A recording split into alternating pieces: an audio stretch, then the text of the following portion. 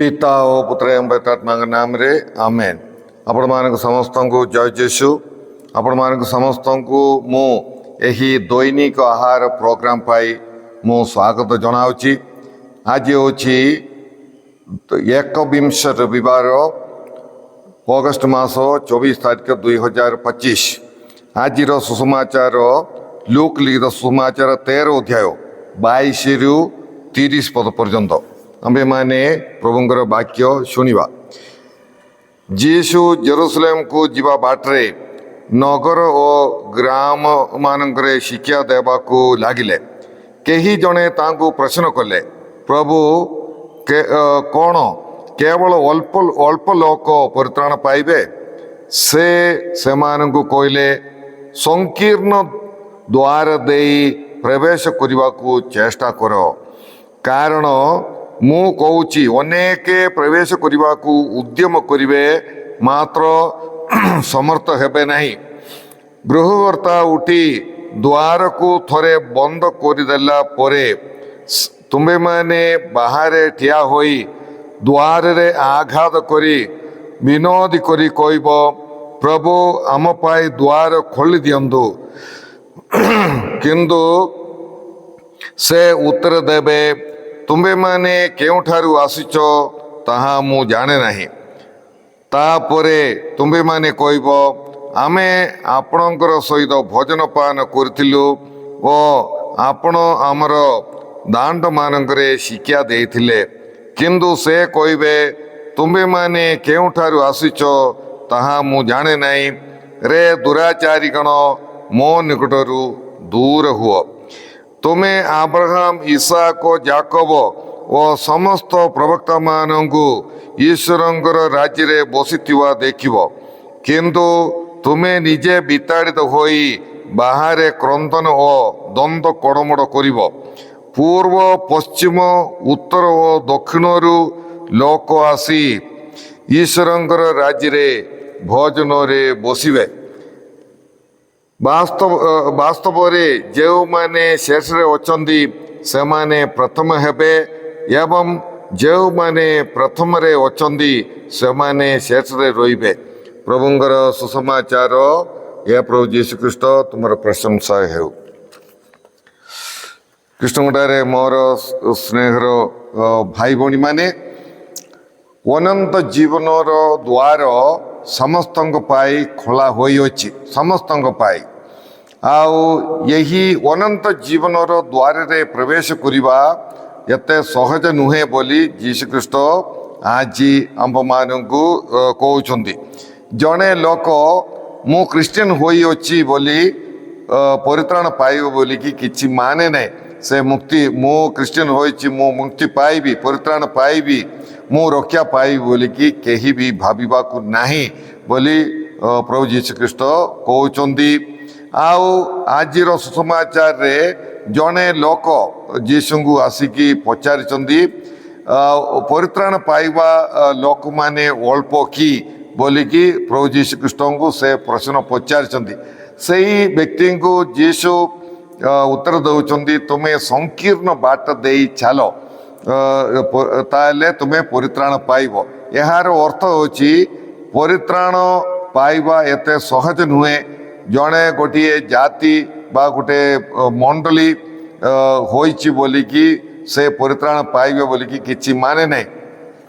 यही व्यक्ति यीशु को यही प्रश्न अल्प लोक परित्राण पाइबे कि बोली कि पचारिवार कारण होची जिहुदी लोक माने भाबुतिले जे आमे केवल जिहुदी लोक माने परित्राण पाइबू, सब जिहुदी लोक आमे परित्राण पाइबू। ए प्रकार गोटे मत गोटे विश्वास से मानकर थिला। फारिसी माने एवं खुमरान कम्युनिटी बोली कि गोटे दल थिले, से माने भाबिले जे आमे केवल परित्राण पाइबू। तेणुकरी एमाने सब अल्प जिहुदी लोक अल्प आउ यही खुमरान कम्युनिटी एवं यही फारिसी माने अल्प।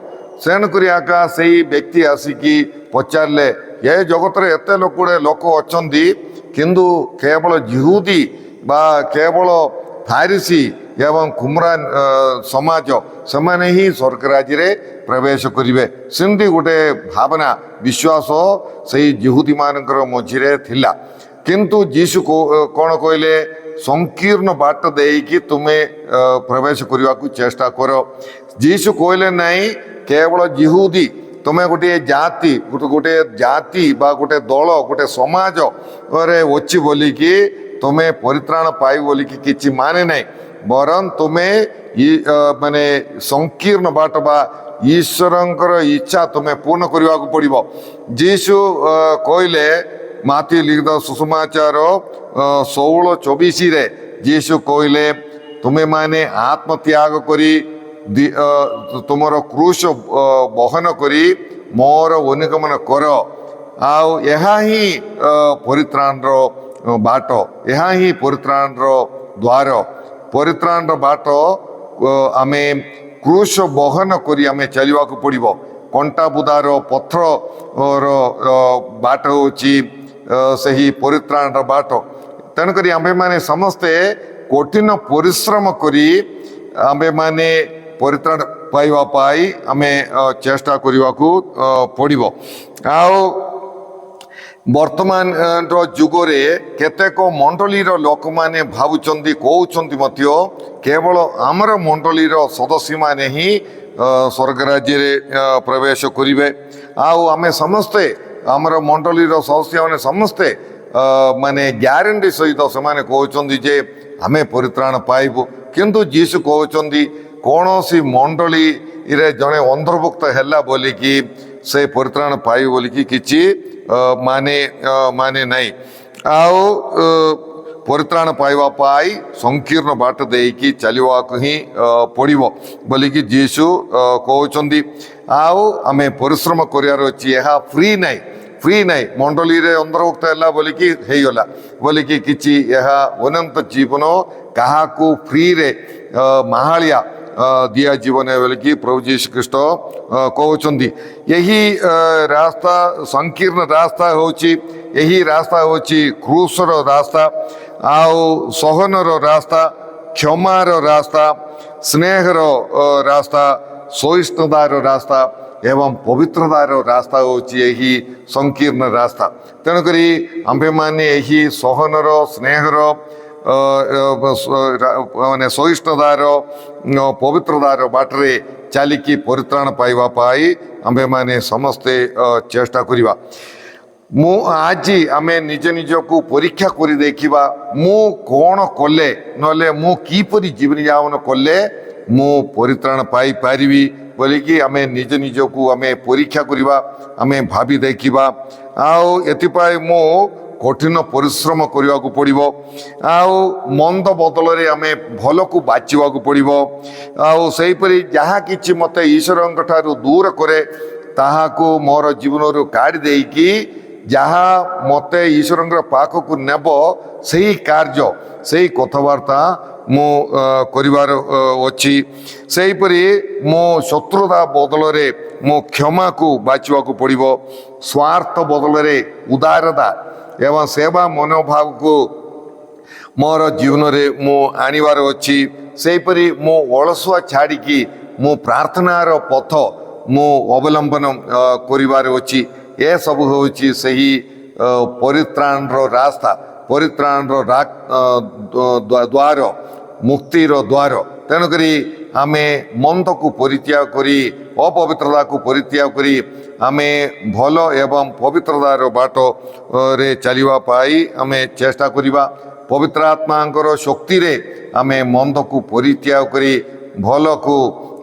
ଭଲକୁ ଫଳ କରିବା ପାଇଁ, ଭଲ କାର୍ଯ୍ୟ କଥାବାର୍ତ୍ତା କରିବା ପାଇଁ ଏବଂ ପରିତ୍ରାଣ ପାଇବା ପାଇଁ ଆମେ ପବିତ୍ର ଆତ୍ମାଙ୍କର ଶକ୍ତି ଆମେ ଲୋଡ଼ିବା। ଆମର ଜୀବନର ଦୈର୍ଘ୍ୟ ସମୟ କମି ଆସୁଛି। ତେଣୁକରି ଏହା ହେଉଛି ଗୋଟିଏ ଜରୁରୀକାଳୀନ ବିଷୟ। ଆମେ ଆମର ଜୀବନକୁ ଅଦଳ ବଦଳ କରିବା, ତାହା ଗୋଟିଏ ଜରୁରୀକାଳୀନ ଗୋଟିଏ କାର୍ଯ୍ୟ। ଆମେ ପରେ ବୋଲିକି କାଲିକି ବୋଲିକି ଆମେ ଘୁଞ୍ଚେଇବାକୁ ନାହିଁ। କାରଣ ଆମ ସମସ୍ତଙ୍କ ପାଇଁ ପ୍ରଭୁ ଯୀଶୁ ଖ୍ରୀଷ୍ଟ କହୁଛନ୍ତି କହୁଛନ୍ତି ଯେ ଅନନ୍ତ ଜୀବନର କବାଟ ଆମ୍ଭମାନଙ୍କ ପାଇଁ ସଦାବେଳେ ପାଇଁ ବନ୍ଦ ହେବାର ସମ୍ଭାବନା ଅଛି। ସେତେବେଳେ ଆମେ ଯାଇକି କବାଟରେ ମାରିଲେ ସେ କବାଟ ଖୋଲା ହେବ ନାହିଁ ବୋଲିକି ପ୍ରଭୁ ଯୀଶୁଖ୍ରୀଷ୍ଟ ଆମ୍ଭମାନଙ୍କୁ ସତର୍କବାଣୀ ଦିଅନ୍ତି। ତେଣୁକରି ପ୍ରିୟ ଭାଇ ଭଉଣୀମାନେ, ଆମ୍ଭେମାନେ ଶତ୍ରୁମାନଙ୍କୁ କ୍ଷମା ଦେବା ଏବଂ ପବିତ୍ର ଜୀବନ ଯାପନ କରିବା ପାଇଁ ଆମେ ଚେଷ୍ଟା କରିବା। ଏମିତି ମୁଁ କ'ଣ କରିବାକୁ ପ୍ରତ୍ୟେକ ବ୍ୟକ୍ତିର ପରିସ୍ଥିତି ଜୀବନକୁ ନେଇକି ସେ ନିଷ୍ପତ୍ତି କରିବାକୁ ପଡ଼ିବ।